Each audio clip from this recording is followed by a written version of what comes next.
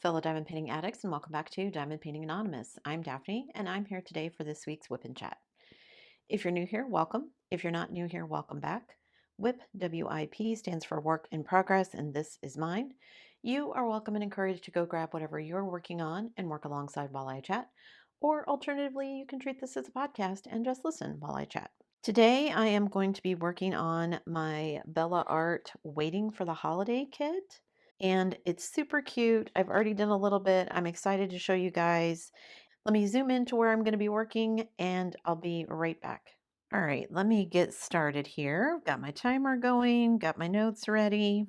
I'm going to start with some ABs here. I'm absolutely loving this kit so far, so excited to be working on this. All right, what do I need to do? Start off with my life update. What's going on in my regular life? It's been kind of a quiet week, actually, other than lots of running around, more medical testing. Still don't have a definitive answer yet. Hopefully, I'll know more after I get some of these test results, and then we can figure out what I need to do going forward. I am feeling better. I have good days and bad days. Some days I'm more tired than others, but I'm getting through it. That's just life, right? Welcome to the benefits of getting older. I was watching a lady on YouTube. She's a Gen Xer that does a lot of short videos, and she was talking. It was a video about, oh, you just turned 50. Let me introduce you to the new rules. Sleeping hurts now. And my husband and I were cracking up because I was like, oh my gosh, that's so true. You go to sleep thinking, oh, I'll feel better in the morning. And then you wake up and maybe whatever hurt when you went to bed feels better, but now something else hurts. So just the joys and benefits that keep on giving as you get older, right? And I told my husband I've turned into one of those people who takes a million pills every morning. I was already taking a couple of supplements, a vitamin and a omega-3 supplement. After my first round of blood tests, my potassium was low, so they put me on some potassium pills. That has thankfully now resolved itself. My cholesterol is too high, so now I'm on a pill for cholesterol. My blood pressure was elevated for a couple of visits, although it has gone back down to normal. So I think we're just chalking that up to anxiety over because I didn't know what was going on. I still don't, so I guess some of that is still there, but yeah, anyway. So thank you to everybody who was sending good vibes. Keep sending them. I'm not out of the woods yet. I don't know exactly what's going on. Hopefully we've eliminated a lot of things that it isn't, so we can narrow down what it is. What else is going on? I don't want to talk about boring medical stuff because it just is boring. All right. Hubby went to the DMV. We had to pay for the tag in our car. This is my car, and I don't even know if we're going to keep it. We've been talking about selling it, which is probably what we're going to do. But things are taking longer than we thought. So we're like, well, let's just go ahead and pay the tags on it. We'll get a refund if we end up selling it before we go. And so he went down to the DMV to take care of that. And as I expected, it has to get a new license plate. So now we're going to be waiting on that to show up so that we can put the new tag on it. To probably only then take it off because we sold it.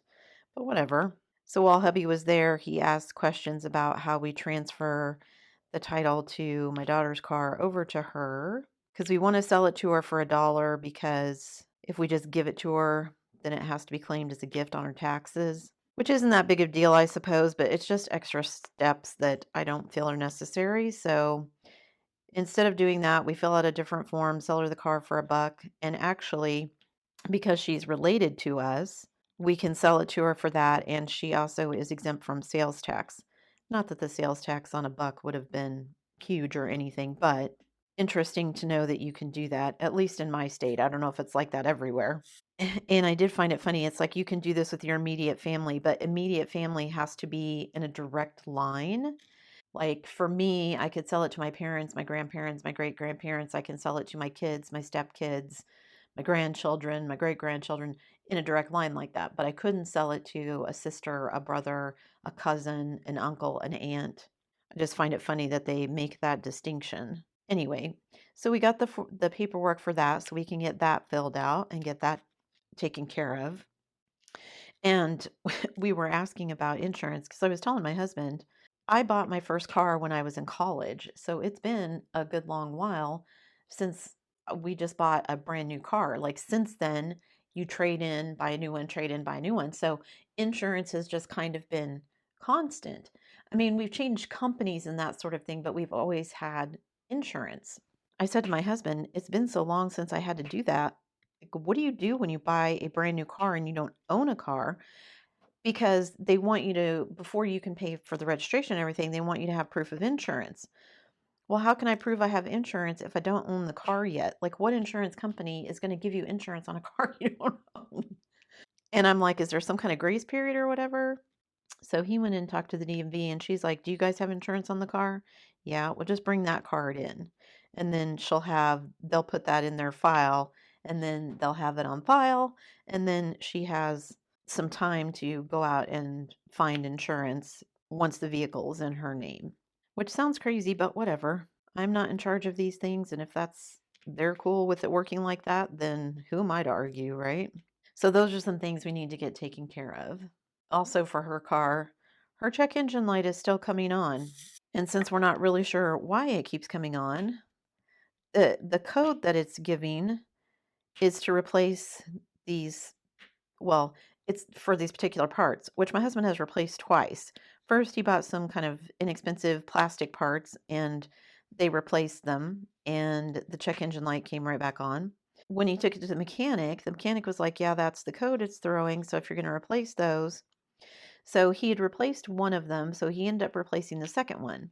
And he drove it around the block and the light went off, cleared the codes, everything was fine. My daughter goes out to drive home and the check engine light is back on immediately. So he bought two different metal pieces to replace those two parts, thinking that, well, maybe it's because they're cheap plastic and something isn't going right or whatever. Put them on, cleared the codes, drove it around. Everything was working great. My daughter gets in it to drive home.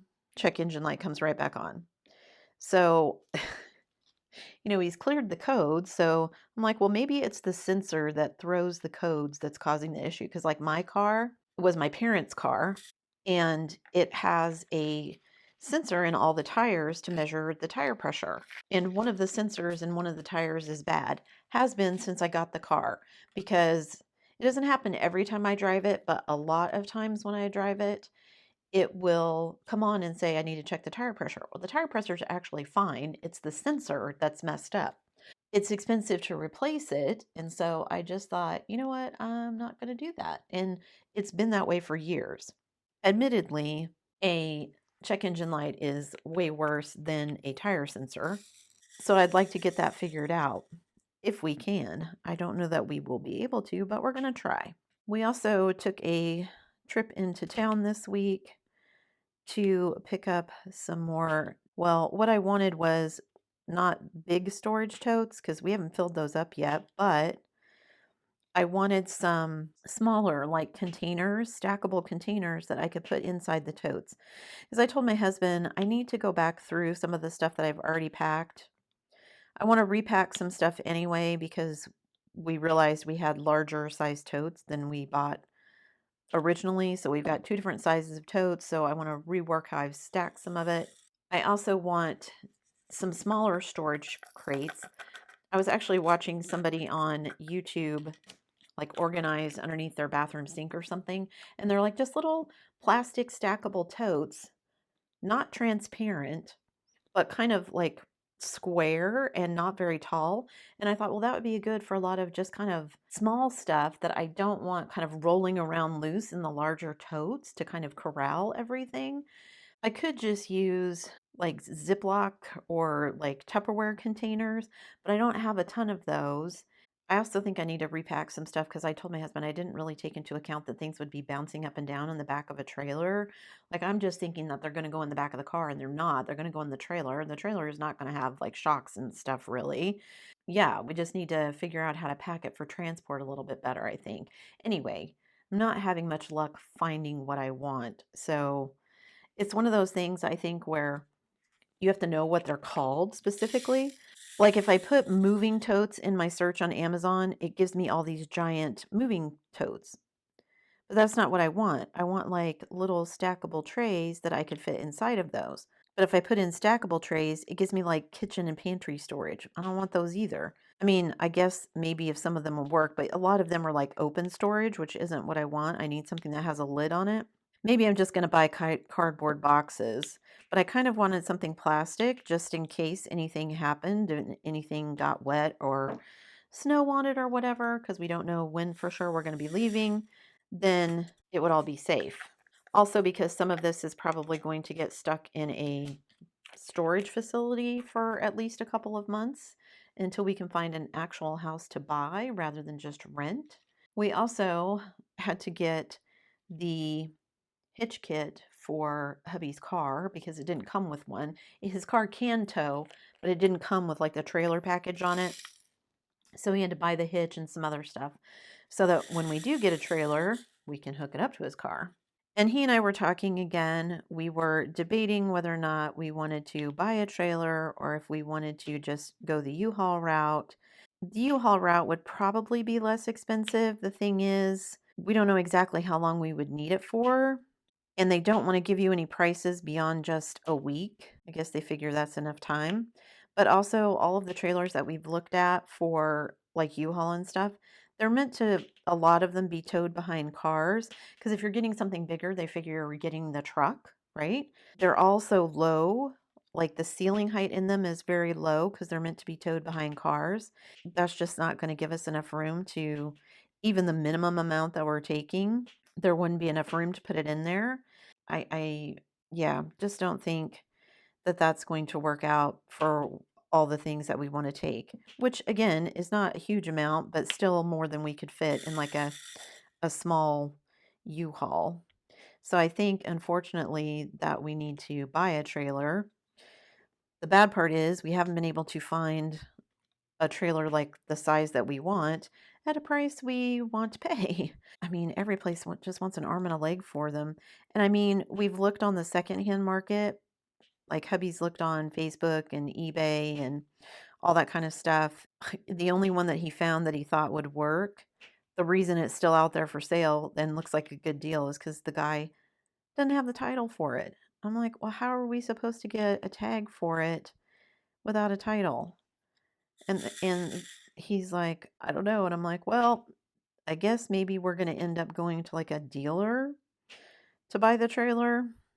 We're kind of waiting to see whatever else happens. We've got, again, waiting on some more dominoes to fall to see, like, maybe we're going to end up trading in my car and using that to kind of offset some of the costs of the trailer. I don't know yet. Because the frustrating thing for me is we have savings, we keep dipping into it, and if we can't keep doing that forever, eventually it will run out. Still waiting on hubby's retirement to transfer. I'm getting kind of annoyed that it's taken this long. I'm pretty sure the guy told us that it would transfer on the 15th, and I don't think it has yet, which means we're probably going to have to wait until the end of this month. And if it hasn't transferred by then, I'm going to be super annoyed because that would help us have some cash so that we could do some things like buy the trailer and stuff that we need to do before we can get out of here. And I'd like to do that without having to give up a kidney. Some of the prices people want for stuff, even on like Facebook Marketplace, people, it's like they think it's made out of gold or something. Like, I'm not giving you a kidney for this used trailer, right? Crazy. I mean, I get it. Everybody wants to get the maximum amount of money out of it. We do too, but sometimes people have such an unrealistic idea of what stuff is worth. Hubby and I have gone round and round about that, but he's still selling stuff of ours on Marketplace and just, trying to make a little bit of money here and there while we get rid of some stuff because we have the time to do it that way. Like he sold our grill, and I said, well, what are you going to sell it for? And he's like, well, I put it up for $50. And I mean, it's a nice propane powered grill, but we've had it for years. It's not like it's brand new or anything. And he wanted to put, I think he said $50 on it. But when he got out and looked, most people on there were selling them even nicer ones than the ones that we had, even nicer ones than ours. They were selling for like $25 or something. And I'm like, yes, I don't think 50 is probably going to sell. maybe you need to rethink that. And I'm a big proponent of when you put something out there, ask for more than you're going to get for it. People who buy on Facebook Marketplace and stuff love to haggle about the price. I do the same thing at like garage sales, put more than I want for it on there just so then I can be like, yeah, sure, I'll sell it to you for that, which is the price I wanted for it anyway. I'm happy because I got what I wanted for it. You're happy because you got a deal on it, and everybody's happy, right? Anyway, hubby's been selling stuff. He did sell the grill, so we sold that. We sold our little chimenea, which I was kind of sad about because I really loved our little chimenea. But we'll get another one. Or maybe we won't. I don't know if I'll need one if we have a wood stove in the house. So I guess I'll wait and see about that. He sold some tools out of the garage, like lawn tools and stuff that we don't need anymore. Some that were duplicates and some he just didn't want. And we still have some furniture to sell, but I told my husband we're kind of down to there's maybe 3 or 4 pieces we could still sell, but other than that, it's stuff we're actually using, like the bed we sleep in, or the dresser that's currently holding our clothes, or the dining room table that we eat at, that kind of thing. I guess maybe at some point we could get down to like milk crates again or whatever, so it looks like we just moved in. I don't know, we'll have to see. Speaking of selling, some good news on that front. My brother sold my dad's old car. So that is no longer sitting in my garage, taking up half of my garage space. It is no longer taking up space on the shelves in the garage with all the various pieces and parts. And my storage shed at the side of the house is now pretty much empty, except for a couple of things, because that's where the rest of all the pieces and parts went. So my brother had been talking to a couple of different people, and he thought he had it sold once, and the guy just kind of ghosted him and my husband both. Because my husband's in a lot of like car groups, so my husband actually posted it on Facebook because he figured more people would see it that way, which they did. And so he was kind of doing like middleman for my brother to hook my brother up with these people and talk with them and work out the deals and everything. Anyway, this guy just quit talking to him. I mean, he had made arrangements, they'd settled on a price, he was going to come up and get it, and then just disappeared. So I don't know what happened there, but hubby put it back up, and this other guy contacted him and was interested.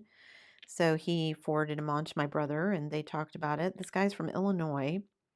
And he actually has another car that's pretty similar to my dad's old one that he's restored. And he just does it for his own enjoyment. He's not really like a collector or anything. He just likes to work on old cars. And he saw this one and decided that he would take a chance on it. So he and my brother worked it out. He was going to come down here, look everything over, and if everything was cool, then he was going to buy everything, the car, all the extra parts, all that kind of stuff.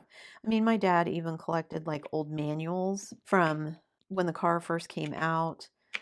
My dad at one point bought a wrecked, totaled junkyard version of the same car just so they could scavenge it for parts, which is why we had so many parts. I mean, basically, there were enough parts to build an entire new car. The only two things he didn't have duplicates of were the chassis and he had rebuilt the engine, so the rebuilt engine was in the car. And anyway, this guy shows up. I thought the guy was coming with like a covered trailer, like what we want to buy for our move. So I didn't think anything of it. And then they pull up and it's a flatbed trailer. And I was like, oh, how is that going to work? Because obviously you got to strap the car down, but then like all these boxes and totes full of parts and everything, where are these all going to go? Because if it was a covered trailer, you could just stack them like at the front of the trailer or whatever, put the car in behind it and be good to go. They were in a pickup truck, but it was an extended cab pickup, and he had one of those big steel toolboxes, like the diamond plate steel toolboxes in the back of it. So the truck bed is already not as big as it could be because it's extended cab, and then it's even shorter because of this toolbox. I just thought, where is this all going to go? But my husband and my brother started pulling stuff out of the garage, off the shelves, all the parts, loaded them out in the yard, and then went over to the shed and we started pulling out all of the boxes of parts and everything. Got it all laid out on the grass and everything, and I just thought, I don't know how they're all gonna. And the guy was like, no, no, no, I'm gonna take everything. We'll get it all loaded up. And it took them a good 2 to 3 hours, but he must have been some kind of Tetris Jenga master because He got it all in there. They loaded up all the boxes and stuff, the totes, plastic totes full of stuff. And some of those totes were heavy because they're heavy car parts in it. Got most of that loaded up in the bed of the truck, just stacked, stacked, stacked, stacked. They did have like a line at the front of the trailer in front of where they had put the car. They had some totes that they kind of strapped down. And then like the extra set of tires, they put underneath the car and tied all that down. They filled up the trunk of the car with all kinds of stuff, which the trunk already had a bunch of stuff in it because there were like extra windows for the doors. There were extra pieces for the console. There was pieces of fabric for the interior, the carpet for the flooring, that kind of stuff was all in the trunk. They put even more stuff on top of all of that. And then it's a little two-seater convertible car. So they put up the roof of the convertible and then proceeded to load all of the other pieces and parts that they could into the interior of the car. Because the seats had been removed. So there were two sets of seats, so four total seats that got stacked in there, but also room for them to kind of in all the little nooks and crannies shove other various pieces and parts and trims and all that kind of stuff. Like I said, this guy must have been some kind of Jenga master and he had a ton of blankets and a tarp to go over everything. And we were talking to him. It was the guy that was buying it and his son, and then the grandson. And they had gotten up at 5 o'clock that morning, driven all the way from Illinois to us, really stopped just for restroom breaks. They did stop to eat lunch, he said. But other than that, they just drove straight through. And then they spent 2 hours loading it up. And it was super hot that day. It was almost 100 degrees that day. And they're out in the heat loading all this up. But they got it all done in just a couple of hours. And they're like, yep, okay, they were gonna drive all the way back to Illinois that day. So a long day. I'm hoping he had some place that he could just like pull in and store the trailer so they didn't have to try to unload everything. I mean, the trunk, or the truck bed had a tarp over it, so I wasn't too worried about the stuff in there. But I guess everything on the trailer might have been okay in case they got rained on or whatever, but it was a lot of work. However, it's all gone now, so my brother got a nice little stash of cash to help him pay some of his bills. My shed is almost empty, so we've got room if there's anything we want to put in there to leave behind.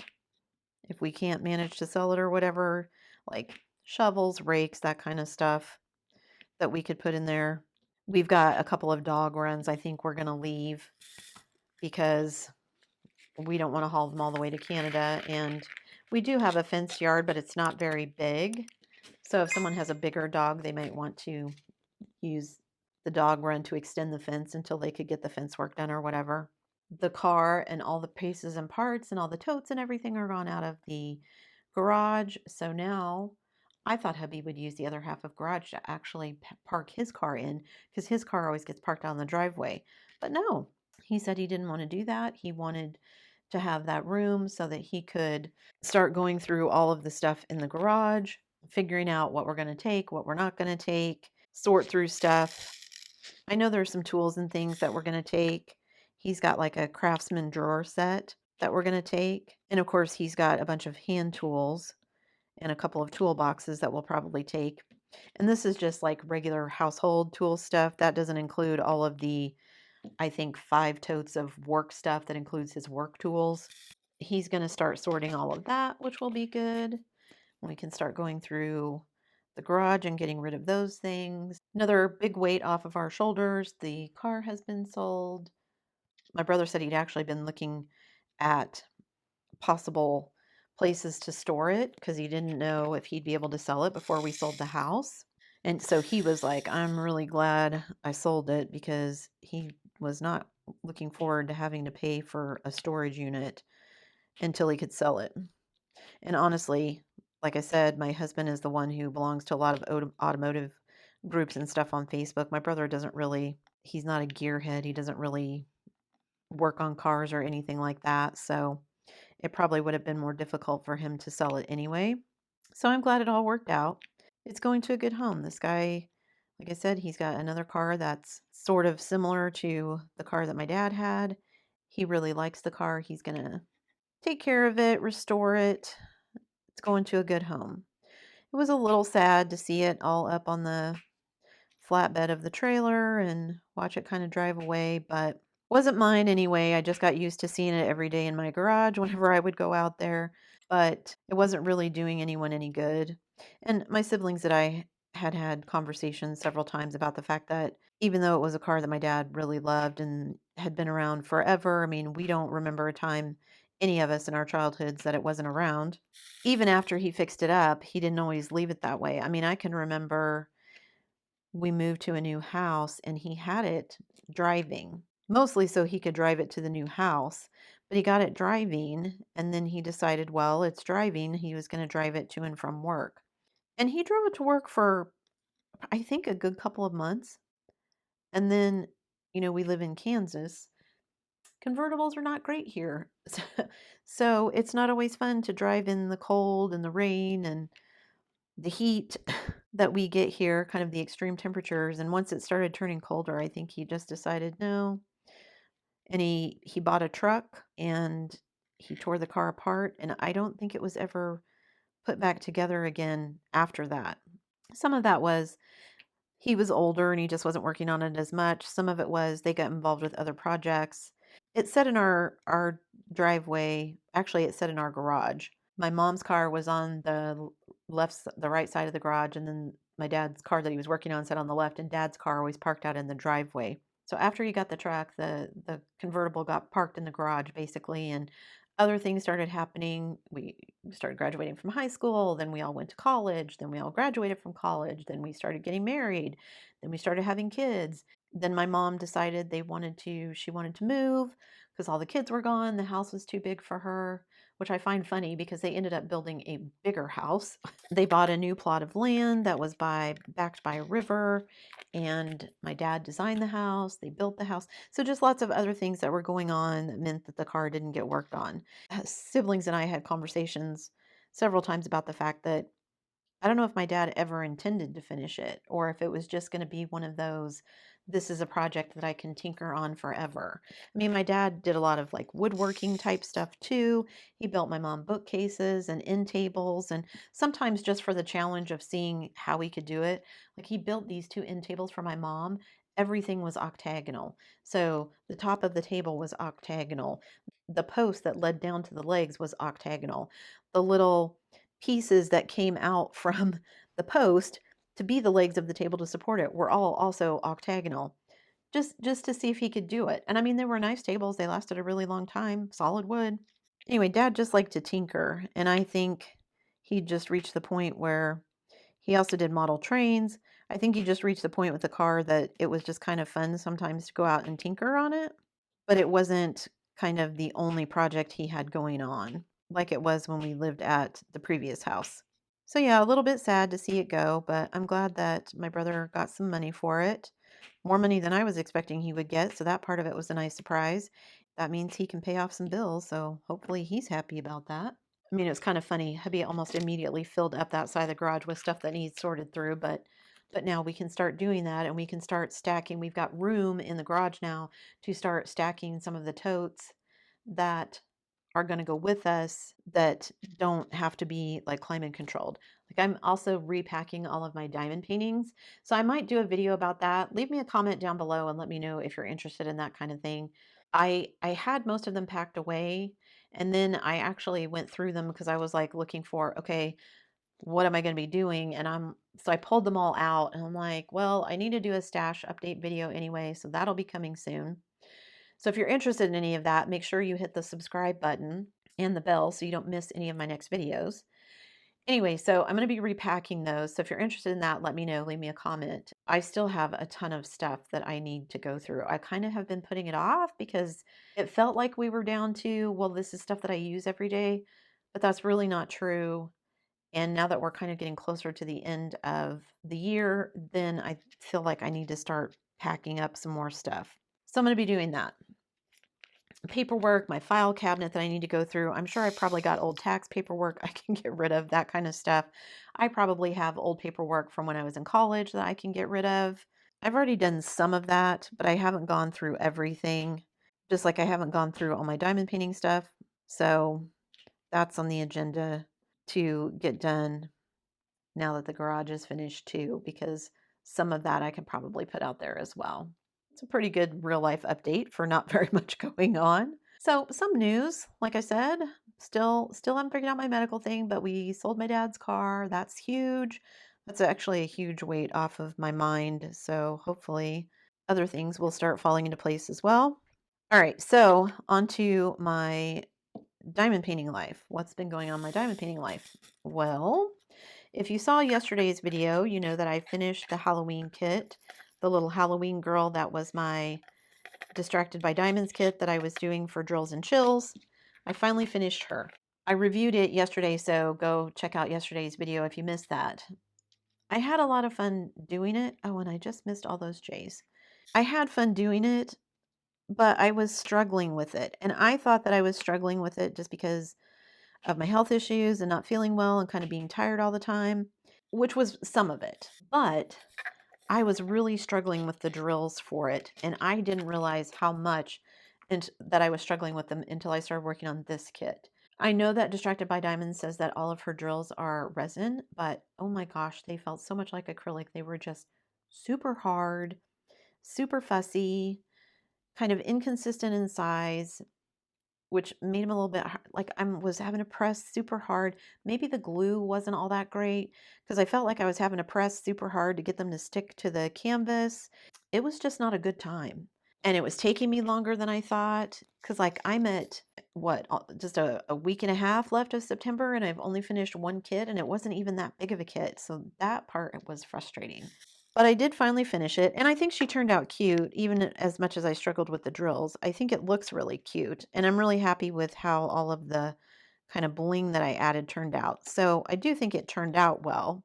It just was not the experience that I was expecting. Like I said, I've done a Distracted by Diamonds kit before, and I really enjoyed that one, and the drills were completely different. So I don't know if it's because it was from a different supplier.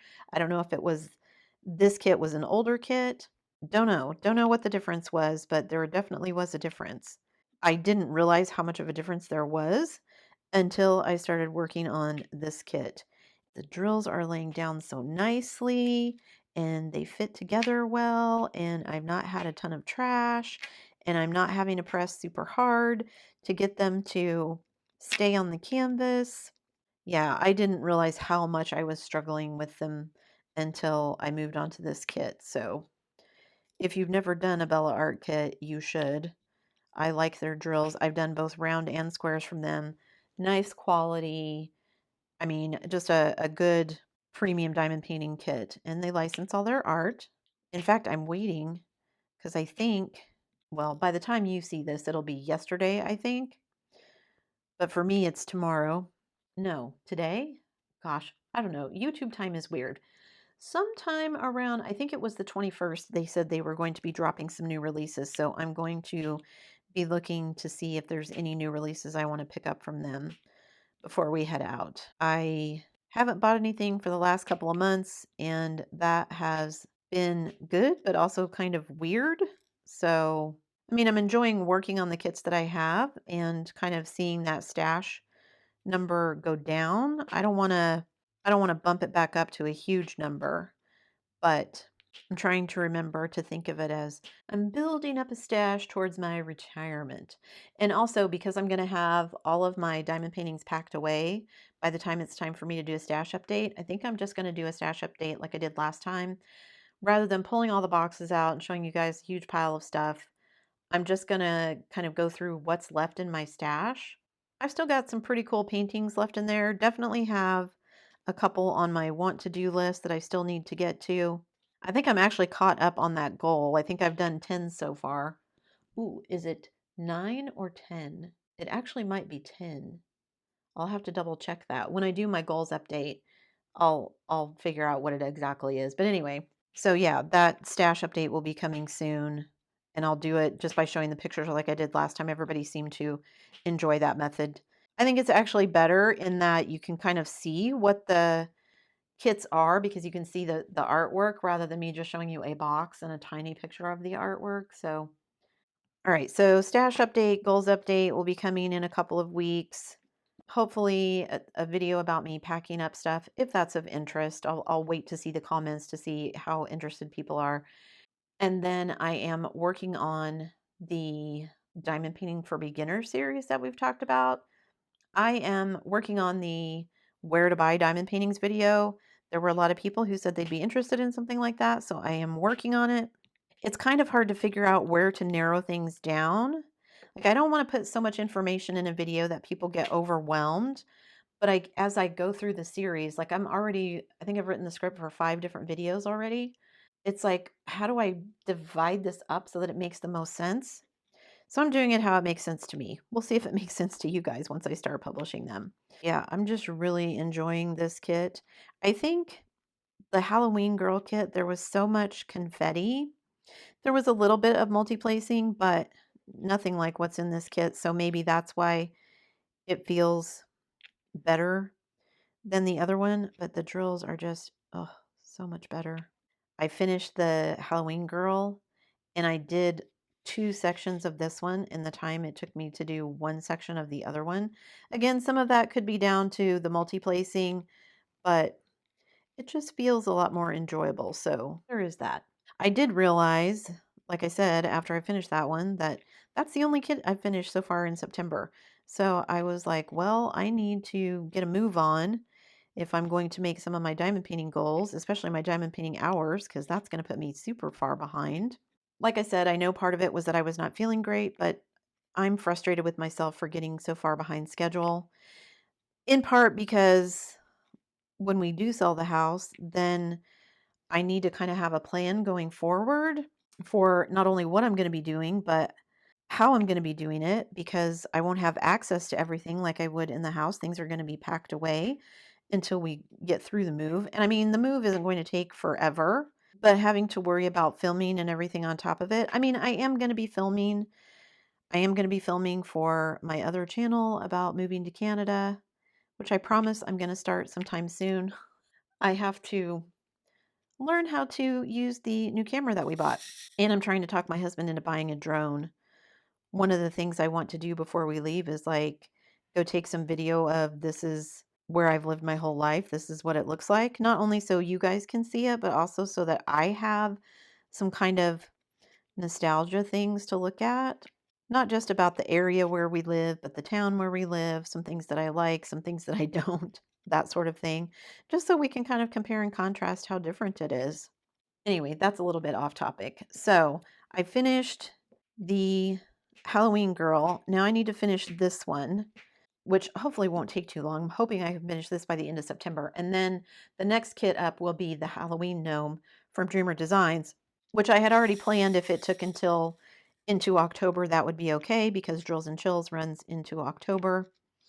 And then mark your calendars. If you missed that video, I did a video about DP for Veterans is coming up really quickly.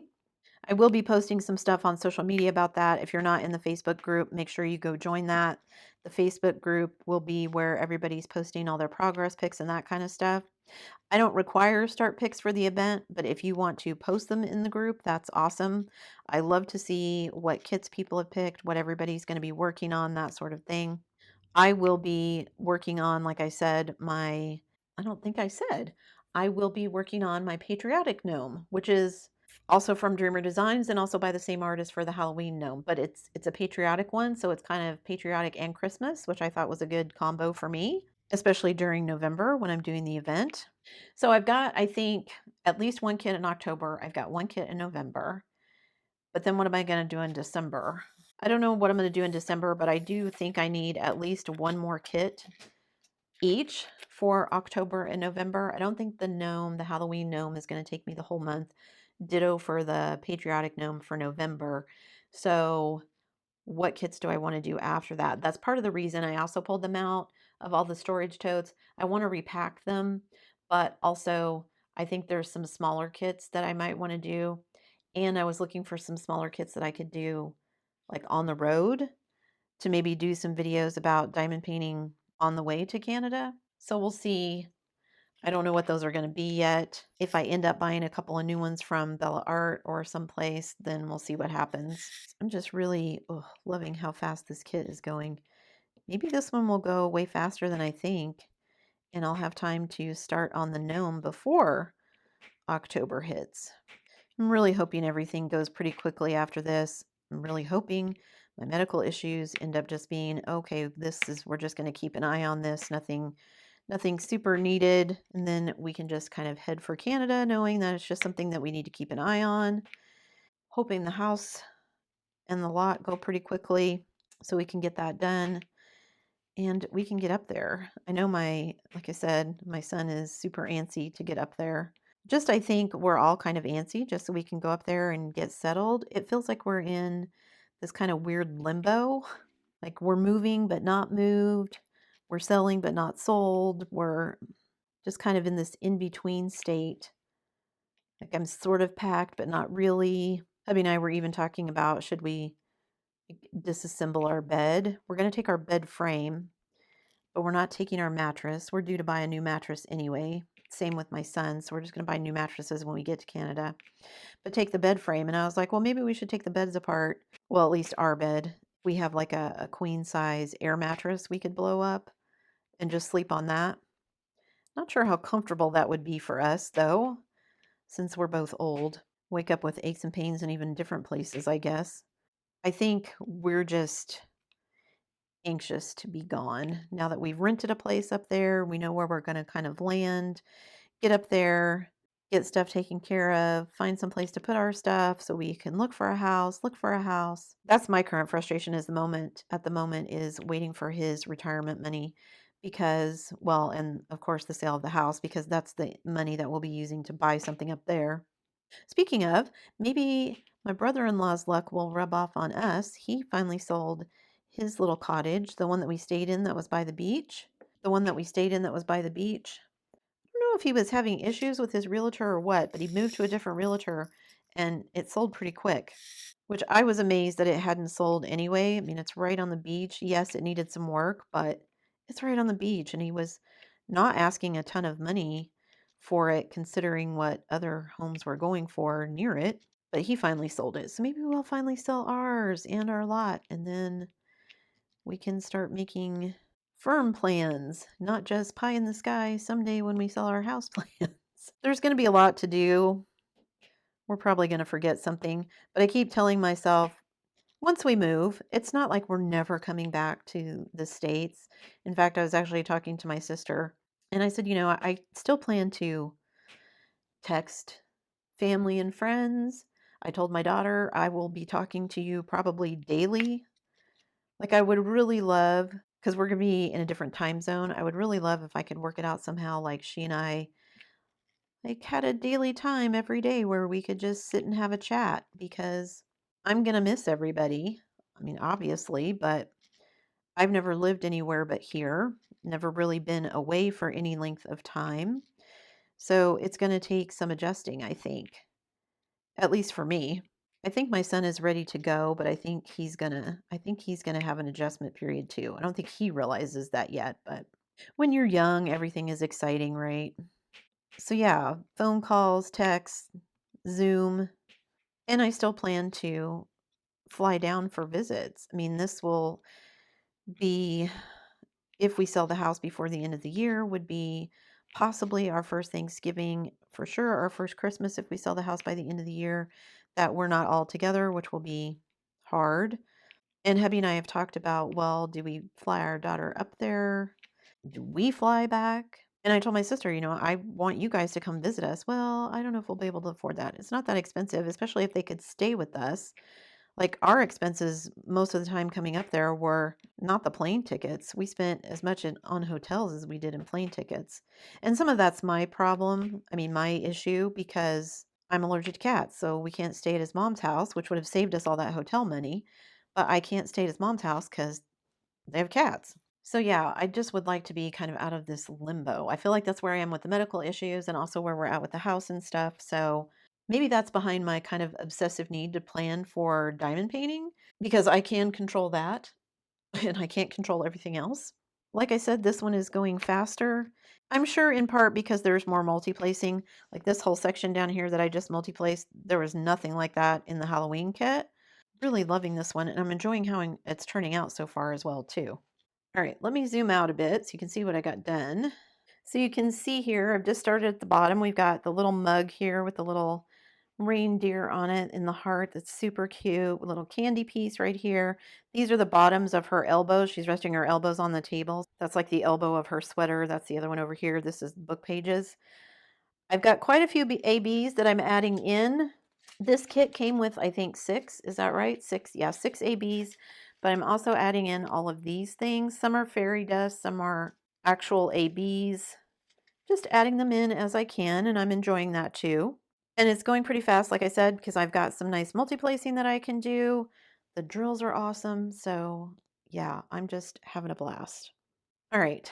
I think that's enough blathering for me today, guys. So like I said, some news.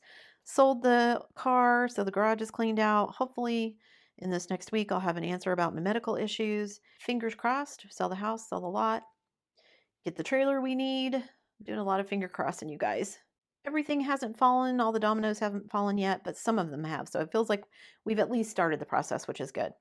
That's it for me today, guys. Thanks so much for sticking around through all of this rambling. I really do appreciate it. Before you leave, don't forget to do all the things. If you like this video, give it a thumbs up. Hit that subscribe button if you haven't already, and hit that bell notification icon so that you can be informed of future uploads. And as always, guys, thanks so much for watching.